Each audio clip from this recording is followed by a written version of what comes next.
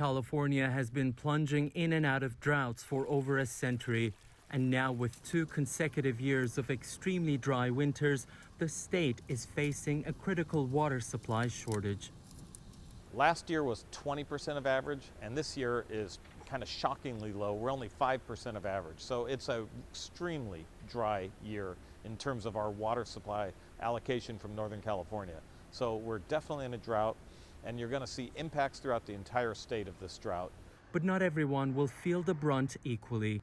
Metropolitan areas have been storing water in reservoirs and underground water banks to mitigate the impact. But it's a different story in rural areas, especially with industries that require large amounts of water. You're going to see some real impacts in the Central Valley in agriculture. You're going to see farmers not planning, making decisions, fallowing land. And so you're going to see these impacts throughout the Central Valley.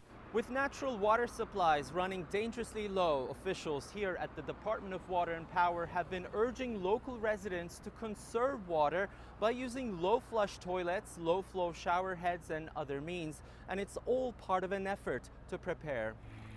Although droughts are considered normal for California weather, scientists warn that human activity is making things worse.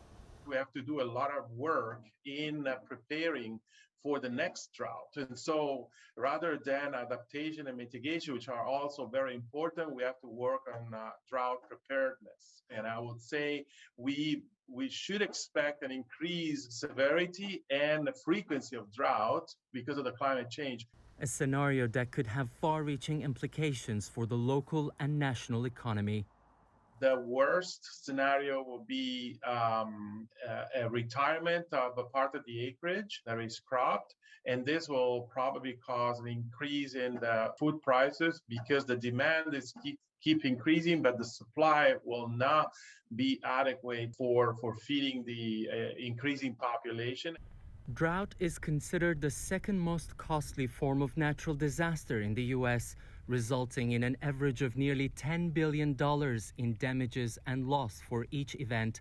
It's raising an environmental alarm for water management and fighting climate change. It is Tian Shan, CGTN, Los Angeles.